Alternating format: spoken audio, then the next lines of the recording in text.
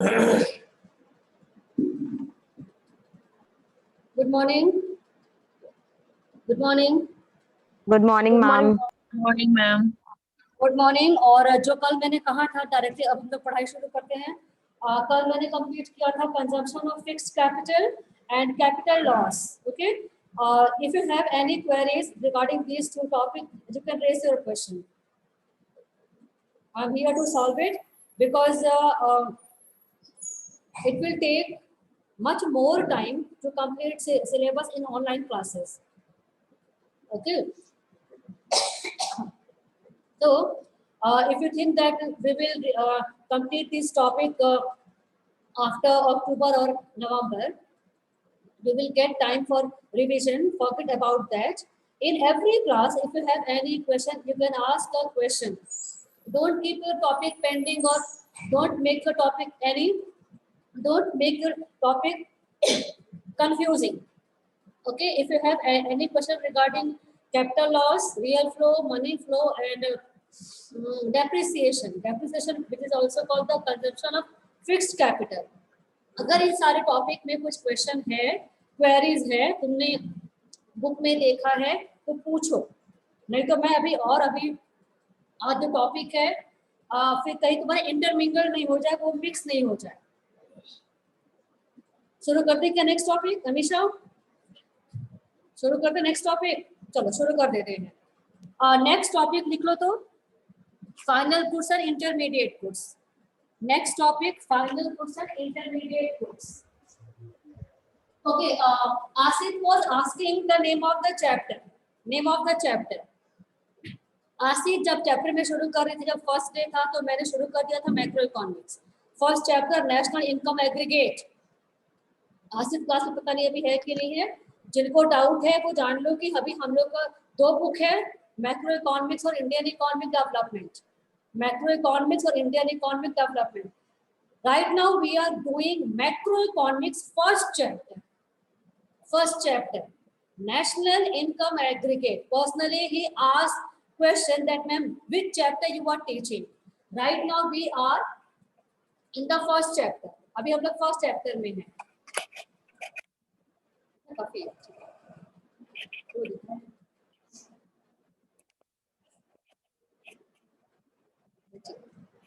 First chapter में है national income aggregate, ठीक है।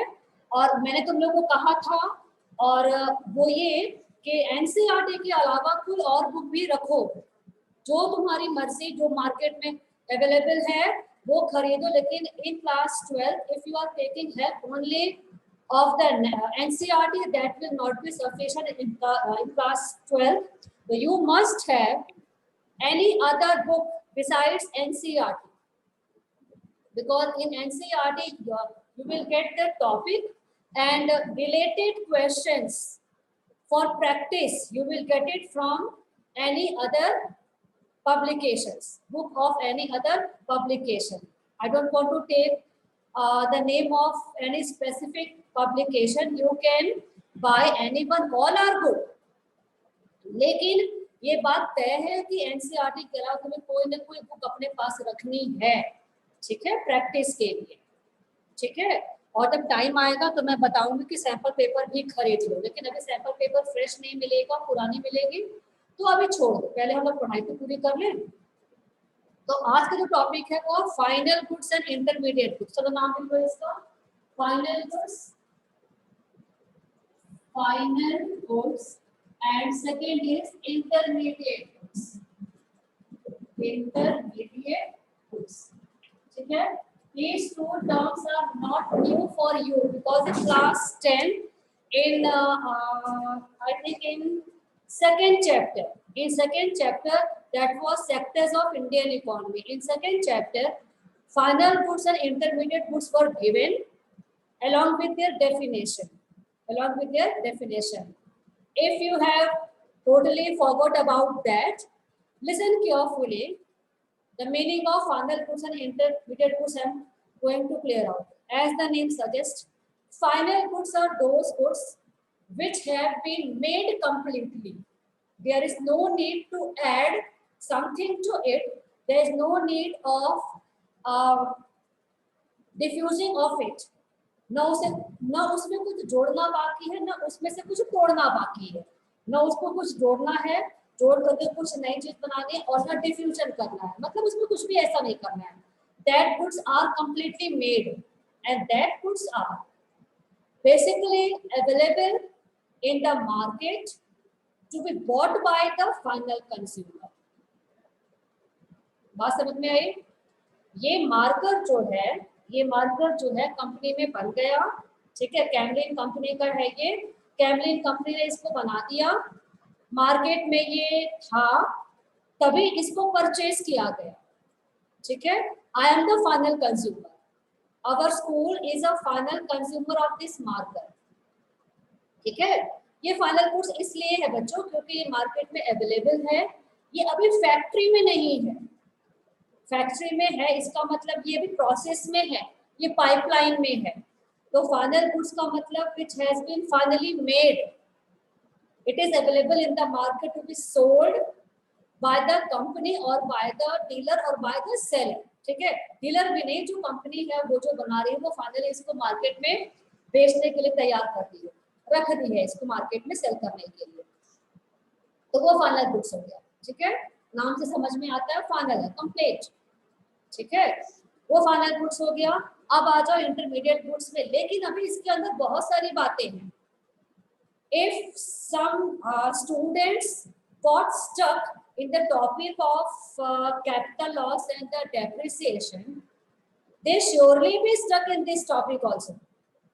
जिन बच्चों को उस टॉपिक में प्रॉब्लम हो रहा था ना, जैसे शिवम कह रहा था कि मैम दोनों टॉपिक तो सेम है, कौन सा topic, consumption of fixed capital और कैपिटल लॉस, शिवम को दोनों टॉपिक सेम लग रहा था। अगर वो टॉपिक तुम्हें सेम लग रहा है ना, तो मैं अभी कुछ एग्जांपल अभी मैं बोलूंगी, तुम लोग उसका आंसर करना, तुम लोग इसमें भी फिर कंफ्यूज हो जाओगे, तो इसीलिए बहुत ध्यान से सुनो, एक एक बात को ध्यान से सुनो पृथ्वी, ठीक है, पृथ्वी एकदम ध्यान से सुनोगे एक एक चीज को। जैसे इंटरमीडिएट गुड्स का मतलब है intermediate, intermediate between two sides, the goods which are lying between two sides is called intermediate good, ठीक है।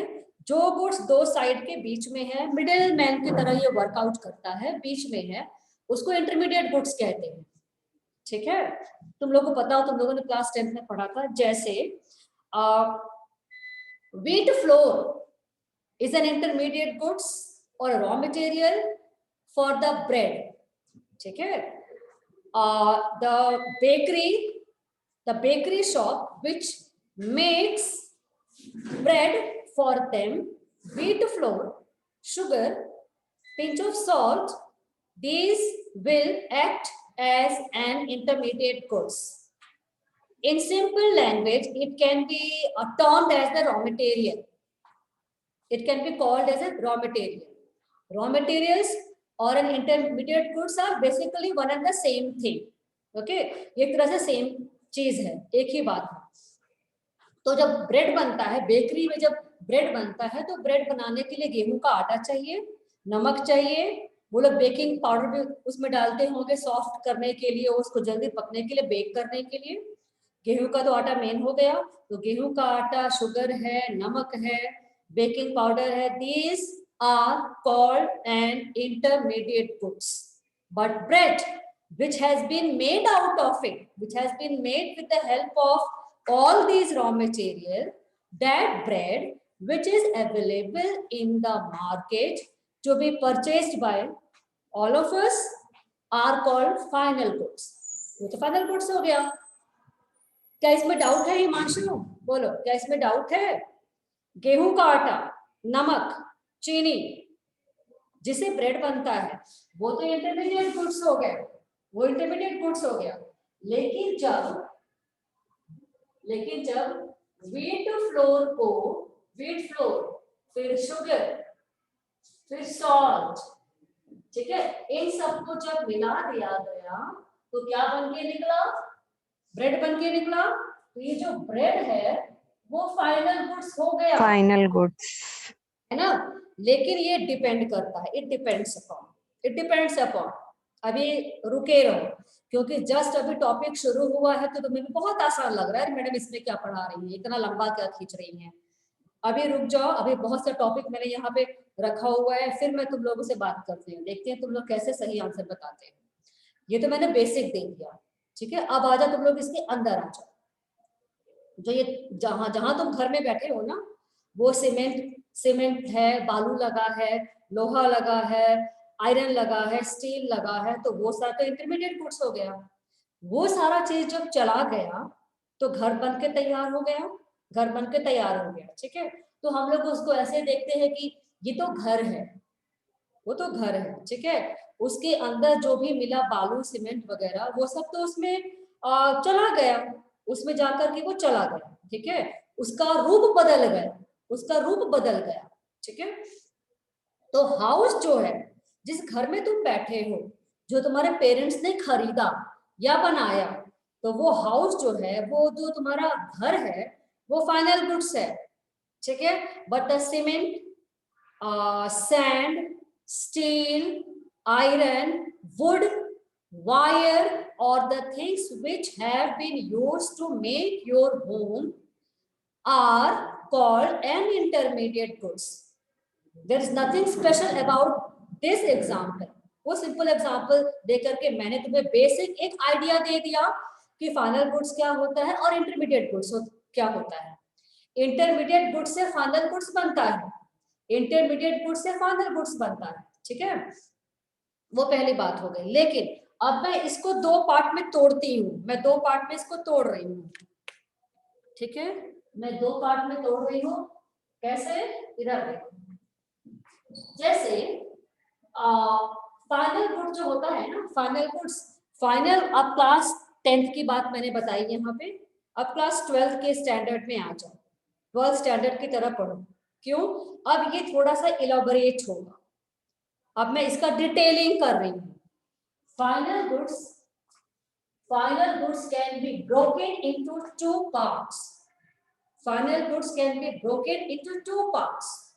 How, first is consumer goods, या इसको हम लिखते हैं ये for consumption, for consumption, for consumption और फॉर इन्वेस्टमेंट, फॉर इन्वेस्टमेंट, ठीक है, फॉर इन्वेस्टमेंट। जैसे सपोज फाइनल गुड्स क्या होता है, which are available finally for the final consumer, ठीक है। मान लो कि एक फार्मर है, उसने ट्रैक्टर खरीदा, एक फार्मर है, उसने ट्रैक्टर खरीदा, ठीक है। ट्रैक्टर जो है उस फार्मर के लिए वो फाइनल गुड्स हो गया, क्योंकि वो उसको अपने लिए काम में लाता है, वो उससे एग्रीकल्चर करता है, कल्टीवेशन का काम करता है, फिर उसमें सामान डाल करके फिर उसको शहर ले जाता है, वहां पर सेल करता है व्हीट को, राइस को। तो फाइनल गुड्स इसलिए हो गया क्योंकि अब वो फार्मर उस ट्रैक्टर को कहीं सेल करने के लिए नहीं लेके जा रहा है, ठीक है। वो फार्मर उस गुड्स को, उस ट्रैक्टर को कहीं सेल करने के लिए नहीं जा रहा है, ट्रैक्टर उसके घर आ गया, and that farmer will use that tractor for his investment or for his personal uses, for his personal uses।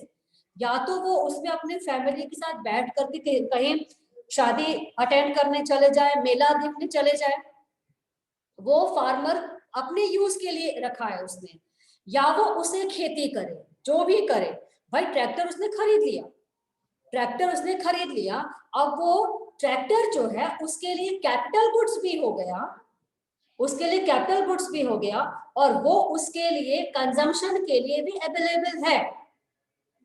बात समझ में है? फार्मर ने ट्रैक्टर खरीदा, उसने इन्वेस्टमेंट किया, क्योंकि उस ट्रैक्टर को वो यूज करता है खेती करने में, एक तरह से उसने इन्वेस्टमेंट किया, वो पूरे खेत को उससे जोतता है, ठीक है, कल्टीवेट करता है, ठीक है, फिर उसमें वीट वगैरह डाल करके शहर ले जाता है, बेचता है, फिर वहां से वो मशीन उसमें डाल करके ले आता है। तो भाई ट्रैक्टर तो उसका पैसा कमाने का एक साधन हो गया, ट्रैक्टर उसका पैसा कमाने का साधन हो गया, तो वो ट्रैक्टर उसके लिए इन्वेस्टमेंट के लिए अवेलेबल है, तो जो ट्रैक्टर उसने इन्वेस्टमेंट पर्पज से खरीदा वो तो कैपिटल गुड्स भी हो गया ना, वो तो कैपिटल गुड्स भी हो गया। Capital goods means the goods which works for 10 to 15 years or even more than 10 to 15 years, and these are machinery, land, building, tools, equipments, as I said yesterday. Fixed capital asset, मैंने कहा था कि नहीं, fixed capital asset. तो fixed capital asset क्या होता है, building होता है, लैंड होता है, मशीन होता है। तो भाई जो ट्रैक्टर है वो मशीन ही तो है, बोलो साक्षी, वो मशीन ही ना हुआ एक तरह से ट्रैक्टर। गाड़ी क्या है, मशीन है, इंजन लगा है इसमें, ठीक है, वो तो मशीन हो गया। तो ट्रैक्टर जो है उस फार्मर के लिए इन्वेस्टमेंट पॉइंट ऑफ व्यू से उसने लिया, और ये उसके लिए कैपिटल गुड्स भी हो गया, और ये उसके लिए कंजम्पशन गुड्स के लिए भी हो गया, क्योंकि वो फाइनली वो अपने लिए खरीदा है, वो उसको शाम को कहीं घूमने के लिए भी यूज कर सकता है। गाँव के लोग ट्रैक्टर पे बैठ करके मेला देखने जाते हैं, शादी अटेंड करने जाते हैं, तुम लोगों ने देखा होगा, ठीक है। तो वो सब चीज क्या हो गया, वो कंजम्पशन पर्पस के लिए भी है और वो इन्वेस्टमेंट पर्पस के लिए भी है। बात समझ में आई कि नहीं, बात समझ में आई? Yes, ma'am. हाँ ठीक है, ठीक है। आप बढ़ो आगे, अभी भी इसमें बहुत कुछ बाकी है, अब बढ़ते हैं आगे। इंटरमीडिएट गुड्स, इंटरमीडिएट गुड्स दो चीज के लिए, दो चीज की तरह होता है, दो चीज होता है, दो पार्ट में होता है। ये रॉ मटेरियल की तरह एक्ट करता है, रॉ मटेरियल्स याद करो, wheat flour, salt, sugar, these act as an intermediate goods, जो मैंने कहा रॉ मटेरियल, इससे सामान बनता है, ठीक है ना। और ये रीसेल के लिए अवेलेबल है, रीसेल के लिए अवेलेबल है। अब ये क्या नई चीज है भाई, इंटरमीडिएट गुड्स जो होता है वो रॉ मटेरियल की तरह होता है, कोई नई बात नहीं, मैंने अभी जस्ट बताया तुमको, और तुम लोग को ये बात समझ में भी आता होगा। Even layman also can explain it that raw materials are called an intermediate goods, he is right, ठीक है, सही कह रहा है वो। लेकिन भाई इंटरमीडिएट गुड्स जो है वो रॉ मटेरियल की तरह तो है ही, लेकिन कई बार ऐसा भी होता है बच्चों कि गुड्स पूरा बन गया, गुड्स पूरा बन गया, ध्यान से सुनो, गुड्स पूरा बन गया, फिर बनने के बाद क्या करती हूं मैं कि मैंने खरीद लिया उसको, गुड्स कहीं बन गए, मैंने खरीद लिया। अब उस खरीदे हुए गुड्स को मैं क्या करती हूँ, instead of using that goods for me, I sell that product और गुड्स टू समबडी एल्स। मैंने उसको किसी को सेल कर दिया, इसका मतलब है वो गुड्स मैंने अपने लिए तो इस्तेमाल में अब मैं लाई नहीं, मैंने शाश्वत से खरीदा और उसको खुशी को बेच दिया, ठीक है। एक सामान शाश्वत ने बनाया तो मैं उसके पास गई, मैंने शाश्वत से वो प्रोडक्ट खरीद लिया, और फिर क्या करती हूँ कि मैं ये सामान खुशी को सेल कर देती हूँ, ठीक है। वो सामान कंप्लीटली बना हुआ था, वो सामान कंप्लीटली बना हुआ था, वो तो कंप्लीट था, शाश्वत ने बनाया, पूरा कंप्लीट था, मैंने उसको लिया और फिर मैंने उसको जाके खुशी को सेल कर दिया, खुशी ने मुझे पैसा पे कर दिया। मेरे लिए वो प्रोडक्ट फाइनल गुड्स नहीं है, मेरे लिए वो प्रोडक्ट फाइनल गुड्स नहीं है, ठीक है, क्योंकि that goods are not being used by me finally. In fact, that good will be a final product for Khushi because she is using that product for her or for her family, ठीक है। तो वो good जो रास्ते में आया और मैंने किसी और को सेल कर दिया, इसका मतलब वो रीसेल हुआ, एक बार तो सेल हो गया, शाश्वत ने वो उस सामान को मुझे बेच दिया, सेल हो गया, फिर मैंने रीसेल कर दिया तो वो तो रीसेल के लिए अवेलेबल हो गया। ऐसे सारे प्रोडक्ट को भी इंटरमीडिएट गुड्स कहा जाता है, ठीक है। जैसे एक बात और सुनो, क्या कहते हैं, यामाहा या होंडा, ठीक है, बाइक बनता है, बाइक की कंपनी है, यहाँ पर तुम गए और तुमने एक बाइक खरीद लिया, ठीक है, तुमने बाइक खरीद लिया, तो जिस शोरूम से तुमने बाइक खरीदा, क्या वो शोरूम वाला उसको बनाता है? बोलो पृथ्वी, वो शोरूम वाला बनाता है क्या? No ma'am. नहीं बनाता है। वो क्या करता है? वो गया होगा, मैं देख लूं कितने बच्चे, हाँ, वो गया होगा उस कंपनी जहां पर वो बनता है, उस कंपनी में वो गया होगा और वहां से उसने 100 बाइक खरीद लिया होगा। डीलर कहते हैं, जो डीलर बाइक खरीद लिया होगा, फिर उस बाइक को फिर वो डीलर जो ले आया अपनी शोरूम में लगाया, फिर उसको जा करके अंजलि ने खरीद लिया, ठीक है, या रवि भूषण ने खरीद लिया, स्कूटी या बाइक जो भी है। तो अंजलि या रवि भूषण के लिए वो जो बाइक या स्कूटी है वो फाइनल गुड्स हो गया, लेकिन वो जो डीलर है उसके लिए वो बाइक क्या हो गया? इंटरमीडिएट गुड्स हो गया, क्योंकि वो उसको बना तो नहीं रहा है, लेकिन वो एक तरह से रॉ मटेरियल की तरह वो डील करेगा उसको, क्योंकि उसके लिए वो एक तरह से रॉ मटेरियल ही तो है। बात समझ में आई साक्षी, श्रेया? कुछ Yes, ma'am.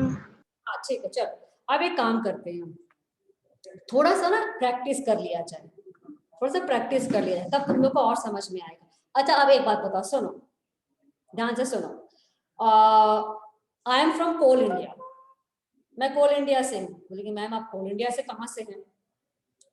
ठीक है, मैं पहले कोल इंडिया में थी, ठीक है, तो वहां पर हम लोगों को ना, बहुत पहले की मैं बात बता रही हूँ, जब ये गैस, जब ये सिलेंडर वगैरह नहीं मिलता था, तो मेरे घर में कोयले पर खाना बनता था, कोयले का चूल्हा था, उस पर खाना बनाते थे हम लोग। कंपनी की तरफ से कोयला हम लोग को दे दिया जाता था, वो कोयला हम लोग अपने घर में रख देते थे और फिर हर दिन सुबह शाम हम लोग चूल्हा जलाते थे कोयला डाल करके। तुम लोग तो उसको देखे भी नहीं होगे। और फिर उसमें लकड़ी वगैरह हम लोग डाल करके फिर उसको देखिए मैम। देखी हो ना, हाँ, बहुत जगह अभी भी है, बहुत कम है, लेकिन अब तो लोग कोयला खरीदते हैं, तो फिर उस पर खाना बनता था। उस कंपनी ने वो जो दिया हमको, ठीक है, हालांकि फ्री ऑफ कॉस्ट मिलता था, फ्री ऑफ कॉस्ट मिलता था, फिर भी मान लो कि वो कोयला मैं कंपनी से मैं खरीद रही हूँ और मैंने उस पर खाना बना लिया।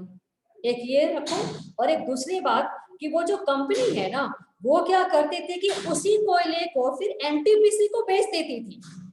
नेशनल जो थर्मल पावर कॉर्पोरेशन होता है, एनटीपीसी, जो कोयले से इलेक्ट्रिसिटी बनाता है, वहां पर एनटीपीसी भी है, तो उसी कोयले को एनटीपीसी खरीद करके और इलेक्ट्रिसिटी बनाता है और फिर उसको बिहार को बेच देता है, बहुत जगह बिकता है वो, है ना। तो भाई कोयला तो वही है, कोयले वही कोयला, मतलब वही सेम कोयला नहीं है, मतलब कोयला प्रोडक्ट तो वही है, लेकिन एक कोयला जो कि लोगों को खाना बनाने के लिए दिया जा रहा है, और एक कोयला जो कि कोल इंडिया लिमिटेड एनटीपीसी को सेल करता है, इन दोनों का यूज तो फर्क हो गया। क्या बोलो, यूज फर्क हुआ ना Ritvika? Yes, ma'am. Yes ma'am. तो जो कोयला मैं इस्तेमाल करती थी खाना बनाने के लिए, वो मेरे लिए फाइनल गुड्स है कि इंटरमीडिएट गुड्स है? बताओ। Ma'am final. यस, शाबाश। किसने बोला? किसने बोला? मैम रवि रवि। चलो ठीक है, रवि। लेकिन ठीक है, लेकिन वही कोयला अगर एनटीपीसी को सेल किया जाता था, तो और एनटीपीसी उससे इलेक्ट्रिसिटी जनरेट करता था, तो for NTPC what type of goods is this? Intermediate goods. Yes, good, हाँ, ये इंटरमीडिएट गुड्स हो गए। शाबाश, चलो ठीक है, मतलब लगभग तुम लोग समझ चुके हो, लेकिन तुम लोग अभी बताओ तो कि तुम लोग इसको क्या कहते हो, जल्दी जल्दी जल्दी। जैसे पेपर, अब तुम लोग कैटेगराइज करना, और ऐसा ही एग्जाम में आता है, ऐसा ही एग्जाम में आता है। 12th बोर्ड में ऐसा नहीं आएगा कि what do you mean by final goods, what do you mean by an intermediate goods, class 3rd 4th की तरह नहीं आएगा। क्लास 12th का क्वेश्चन, क्लास 11th का क्वेश्चन तुमने देखा होगा, बहुत घुमा के देगा और ऐसे करके तुम हिल जाओगे, इसीलिए प्रैक्टिस बहुत जरूरी है। जैसे पहला क्वेश्चन है, items categorized as intermediate product और फाइनल प्रोडक्ट तुम लोग बताना। पहला, paper purchased by a publisher, paper purchase intermediate good. Intermediate goods. Intermediate देखो अब इसमें आंसर कैसे लिखना है, it is an intermediate products as paper is used for further production during the same year. उसी साल में जो पब्लिशर, जो कंपनी है जो पब्लिश करती है, वो पेपर खरीद लेती है और फिर उसी साल उसमें बना बना के किताब उसमें छाप वाप करके फिर उसी साल सेल कर देती है, एक साल के लिए उसी साल के अंदर वो सेल कर देती है, और वो सेम ईयर में होगा बच्चों। मैक्रो इकोनॉमिक्स में सारा काम सेम ईयर से रिलेटेड होना चाहिए, क्योंकि हर साल का डेटा अलग होता है। नेशनल इनकम एक साल का होता है, जीडीपी उसी एक साल का होता है। फाइनेंशियल ईयर का मतलब it start from 1 April to 31 March. इसको हम लोग अकाउंटिंग ईयर या फाइनेंशियल ईयर कहते हैं। तो इसी साल के अंदर उस पब्लिशर ने उसको पेपर खरीदा, रॉ मटेरियल, और फिर उसमें छाप करके उसको सेल कर दिया। ठीक है। Second, furniture purchased by a school. Ma'am final Final final goods. Goods. Final. अरे वाह, तुम लोग बुक रखे हो क्या अपने सामने? Furniture No, No, ma'am. ma'am. No ma'am. शाबाश। Furniture purchased by a school, इसका आंसर सुनो। It is a final product because it is purchased for investment. School ने इन्वेस्टमेंट किया ना। जब स्कूल बनता है तो ऐसा थोड़ी है कि बिल्डिंग खरीदा जाता है, उसके लिए डेस्क खरीदा जाता है, बेंच खरीदा जाता है, ये सब क्या क्या जो सब रखा हुआ है मेरे सामने, इतना सारा कंप्यूटर है, सब काउंटर बना हुआ है, बोर्ड है, फिर बेंच वेंच तो हुआ, ये मार्कर, ये सब तो आखिर स्कूल ने इन्वेस्टमेंट किया ना। क्योंकि ये सब नहीं होगा Yes, ma'am. तो आएगा कौन पढ़ने। और मैंने पहले ही कह दिया है कि फाइनल गुड्स इन्वेस्टमेंट पर्पस के लिए भी होता है। तो स्कूल ने यहाँ पर इन्वेस्टमेंट किया, तो तुमको इसमें लिखना होगा कि फाइनल गुड्स क्यों है। अगर नहीं लिखोगे ना, तो अगर तुमने सही लिख भी दिया कि ये फाइनल गुड्स है और तुमने उसका रीजन नहीं लिखा, तो ये एग्जामिनर को ये इंस्ट्रक्शन रहता है कि भाई अगर इस बच्चे ने लिख दिया है कि फाइनल गुड्स है, सही तो लिखा है, लेकिन without reason you will not be entitled to get full marks, even you will not get half mark। याद रखो। तो फाइनल गुड्स है, क्यों है वो लिखना है, इंटरमीडिएट गुड्स है, क्यों है वो लिखना है। ठीक है। Next question, coal used by consumer household. Ma'am final goods. Final goods. क्यों? क्योंकि ये Consumption. कंजप्शन है ma'am.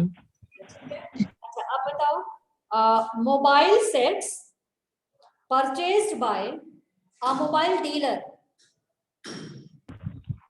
Intermediate goods. Intermediate goods. हाँ ठीक है, गुड। इसका रीजन क्या होगा? Because these are purchased for resale. Resale. हाँ, रीसेल के लिए होगा ना। जैसे जो मैंने बाइक का एग्जांपल दिया था। ठीक है। अब एक last question, fertilisers used by the farmers. Ma'am final goods. Final goods. लोगे तुम लोग उसको ट्रैक्टर से कंपैरिजन कर रहे हो। भाई ट्रैक्टर तो फिक्स कैपिटल होता है, वो तो उसने इन्वेस्टमेंट किया। वो फर्टिलाइजर को गेहूं चावल जो ग्रो कर रहा है उसमें डालेगा, और गेहूं चावल बहुत अच्छा होगा। वो फर्टिलाइजर तो उसमें चला गया, पेनिट्रेट कर गया, फर्टिलिटी बढ़ गया, वो तो सॉइल में मिक्स्ड हो गया, वो दिख कहाँ रहा है। ठीक वैसे ही जैसे ब्रेड में सॉल्ट शुगर मिक्स हो गया था, ब्रेड Intermediate goods हो जाएगा. हाँ, वो जो फर्टिलाइजर है वो इंटरमीडिएट गुड्स है। फर्टिलाइजर है ना, वो इंटरमीडिएट गुड्स है। लेकिन जो ट्रैक्टर है, जो फिक्स कैपिटल एसेट है, वो इन्वेस्टमेंट के लिए है और वो फाइनल गुड्स है। ठीक है, समझ में आया कि नहीं? Yes, ma'am. रेस्टोरेंट में तुम खाने के लिए गए, पिज्जा डोमिनोज के पास तुम गए, तुम वहां बैठ गए, तब तक तुमने ऑर्डर कर दिया कि 500 वाला क्या क्या उसमें होता है, सब जो क्या क्या डला रहता है, 500 वाला पिज्जा दीजिए। जल्दी से वो पीछे कुक करेगा, पहले वाला होगा तो देगा, नहीं तो वो कुक करेगा। उतने देर में क्या क्या उसमें ऑरिगेनो और क्या क्या उसमें डालेगा, वो मिक्स हो गया। तो भाई वो जो गया वो तो तब ना जाकर के वो कंप्लीट पिज्जा बना। इसी तरह Yes, इंटरमीडिएट गुड्स है, ठीक इसी तरह से फार्मर के लिए फर्टिलाइजर भी इंटरमीडिएट गुड्स है, क्योंकि वो वीट में चला गया, ठीक है, सॉरी वो सॉइल में चला गया, जाकर के फिर वो वीट को ज्यादा ग्रो करता है। दैट्स ऑल, ठीक है। अब तुम लोगों को ये पता चल गया, तुम लोग इसमें पढ़ोगे क्या क्या, मैं बता देती हूँ, सुनो। पढ़ोगे इन दोनों का डिफरेंस, पढ़ोगे इन दोनों का difference. You will learn at least 4 differences between final goods and intermediate goods, ठीक है। तो पहला जो डिफरेंस होगा वो इन दोनों का डेफिनेशन होगा, लास्ट जो होगा वो इन दोनों का एग्जाम्पल हो जाएगा। तो दो डिफरेंस ऐसे ही हो गया, और बाकी तो तुम लोग उसको याद कर लोगे। बात समझ में आई? Final goods are those goods which are used for either for consumption purposes or for investment purposes, whereas intermediate goods are those goods which are used as raw material or which are available for resale, that are called the intermediate goods. ये पहला difference हो गया। दूसरा difference in दोनों का example कि bread is a final goods, और इसमें क्या लिखोगे, salt, sugar, wheat flour which are used to make the bread is called an intermediate goods। ये दो डिफरेंस हो गया, और दो डिफरेंस और डाल दोगे, जो तुम्हारे पास बुक में होगा उसको डाल दो, डिफरेंस पढ़ लेना, ठीक है। और क्योंकि अगर तुमसे डेफिनेशन पूछ दिया एक नंबर का, तो उसे डेफिनेशन में ही, डिफरेंस में ही जो पहला पॉइंट होगा वो आ जाएगा। तो डिफरेंस याद करने का फायदा होता है ना कि उसमें डेफिनेशन भी अवेलेबल रहता है, उसमें एग्जाम्पल भी रहता है, तो तुम्हारा काम डेफिनेशन के लिए भी हो जाएगा, ठीक है। और इसी तरह का प्रैक्टिस करोगे जो मैंने कराया था, प्रैक्टिस के कोल क्या है, फर्टिलाइजर क्या है, ठीक है, ये तुम लोग मैक्सिमम प्रैक्टिस कर लेना, ठीक है। एक last, which one is included in the national income और द जीडीपी? इन दोनों में से कौन सा यूज किया जाता है? Final good, final. हाँ, yes, final goods, Final. Yes, ठीक है, गुड। व्हाई? क्योंकि फाइनल गुड्स में इंटरमीडिएट गुड्स का वैल्यू एडेड रहता है कि नहीं, बताओ तो, उज्जवल बोलो। yes, ma'am. Yes, ma'am. हाँ, Yes, Yes, ma'am. ma'am. तो ब्रेड तुम 22 रुपए का खरीद करके लाते हो या 20 रुपए का खरीद करके लाती हो करिश्मा, उसी के अंदर 2 रुपए का नमक होगा, 4 रुपए का चीनी होगा, 15 रुपए का वो क्या कहते हैं, व्हीट फ्लोर होगा, ठीक है। तो ऑलरेडी जो फाइनल प्राइस होता है, फाइनल गुड्स होता है, उसके अंदर इंटरमीडिएट गुड्स का वैल्यू ऑलरेडी एडेड रहता है। इसीलिए जीडीपी, जीएमपी या नेशनल इनकम में फाइनल गुड्स के प्राइस को ऐड करते हैं, इंटरमीडिएट गुड्स का प्राइस उसमें ऑलरेडी इन्वॉल्व रहता है, ठीक है। चलो नेक्स्ट टॉपिक लिखो, फैक्टर पेमेंट एंड, नेक्स्ट लिखो factor payment and transfer payment, factor payment and transfer payment. Factor payment का मतलब है सिंपली, फैक्टर पेमेंट्स और the factor incomes are those incomes, those money which are earned, ठीक है, in lieu of our efforts, in lieu of our work, when we get something in return in form of cash, all that money or all that incomes are called factor income। मैं यहाँ पे लिख देती हूँ, factor income, factor income, और यहाँ पे हो गया ट्रांसफर इनकम, ठीक है। तो फैक्टर इनकम वैसा सारा पैसा होता है जो कि काम करने के बदले मिलता है, मैंने काम किया, मुझे सैलरी मिल गया, ठीक है। जो बिजनेसमैन होता है वो दिन रात मेहनत करता है, उसे प्रॉफिट मिल गया, है ना। जो क्या कहते हैं, जो प्राइवेट प्रैक्टिस करते हैं डॉक्टर, उनको भी पैसे मिल गए, ठीक है। तो काम करने के बदले, फ्री ऑफ कॉस्ट नहीं, तो काम करने के बदले जो पैसे मिलते हैं, देखो अब इसमें बच्चे जो है वो लीव नहीं करे भाई, लीव नहीं करे। अंजलि, अमीशा, पृथ्वी, हिमांशु, करिश्मा, खुशी, साक्षी, श्रेया, उज्जवल, उत्कर्ष, अभी हो तो रहो, हम खुद ही अभी बंद कर देंगे क्लास। तो जितना पैसा हम लोगों को जो मिलता है जो काम करने के बदले, उन सारे पैसे को हम लोग फैक्टर इनकम कहते हैं, ठीक है, ये अर्न किया जाता है, अर्न, ये अर्न होता है, अर्न इनकम, कमाया हुआ। लेकिन transfer income is received, it is only received but not earn, because we are getting it without doing any economic activity, without doing any work. If we get money from the side of the government or from the side of any other sector, so without performing any work, if we are getting some money, that are called transfer income, transfer income. तो इसको कहते हैं received, received करते हैं, ये received money है। एक होता है अर्निंग, कमाना, और एक होता है पाना। तो ये हो गया फ्री ऑफ कॉस्ट और ये हो गया अर्न, अर्न किया हुआ, पहला चीज हो गया। ठीक है, दूसरा है, ये 4 तरह का होता है, 4 तरह का, rent, wage, interest and profit, interest and profit. लिख लो इसको, rent, wages, interest and profit. दिख रहा है उज्जवल, उत्कर्ष? दिख रहा है? हाँ ठीक है, इसको लिख लो, रेंट, वेजेस, इंटरेस्ट, प्रॉफिट। ये केवल 4 होते हैं, 3 भी नहीं, 5 भी नहीं, केवल 4, रेंट, वेज, इंटरेस्ट, प्रॉफिट। और ये बहुत सारा होता है, बहुत सारा। जो भी पैसा फ्री ऑफ कॉस्ट मिलता है, मतलब तुम्हें जो पॉकेट मनी मिलता है ना अपने पेरेंट्स से, वो ट्रांसफर इनकम है। क्योंकि तुम ऐसा थोड़ी हो कि कुछ इकोनॉमिक एक्टिविटी कर रहे हो, तुम उनके बच्चे हो, तो तुम्हारी पढ़ाई के लिए, तुम्हारे खर्चे के लिए, पर्सनल खर्चे के लिए, कुछ खाने पीने के लिए जो पैसे मिलते हैं वो ट्रांसफर इनकम है ना। तो इसमें अगर गवर्नमेंट अगर स्कॉलरशिप देती है, अगर गवर्नमेंट तुम्हें स्कॉलरशिप देती है, स्कॉलर, गवर्नमेंट अगर SCHOLOR, स्कॉलरशिप, जो छात्रवृत्ति मिलता है, स्कॉलरशिप गवर्नमेंट देती है बच्चों को पढ़ने के लिए। बच्चे कुछ काम थोड़ी कर रहे हैं, कहीं नौकरी थोड़ी कर रहे हैं कि गवर्नमेंट उसको पैसा दे रही है। बच्चे को बूस्ट अप करने के लिए, उसको एनकरेज करने के लिए जब गवर्नमेंट उन्हें पैसे देती है, वो स्कॉलरशिप होता है, वो ट्रांसफर इनकम होता है। ठीक है, स्कॉलरशिप हो गया। फिर old age pension, old age pension, yani people who are not working and people who are old and people who are poor.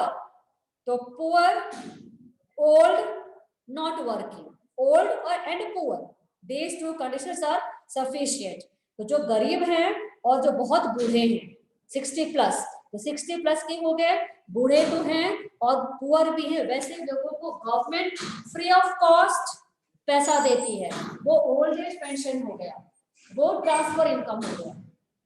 ठीक है, वो ट्रांसफर इनकम हो गया। चलो ठीक है, अब इसके बाद मैं क्लास एंड कर रही हूँ। 2 टॉपिक हो गया, लेकिन अभी इसके बारे में मैं और बताऊंगी और प्रैक्टिस कराऊंगी, फैक्टर इनकम और ट्रांसफर इनकम के बारे में। ठीक है, चलो ओके, बाय। Any question? चलो मैं क्लास अब एंड करूँ, time is over. Thank you ma'am.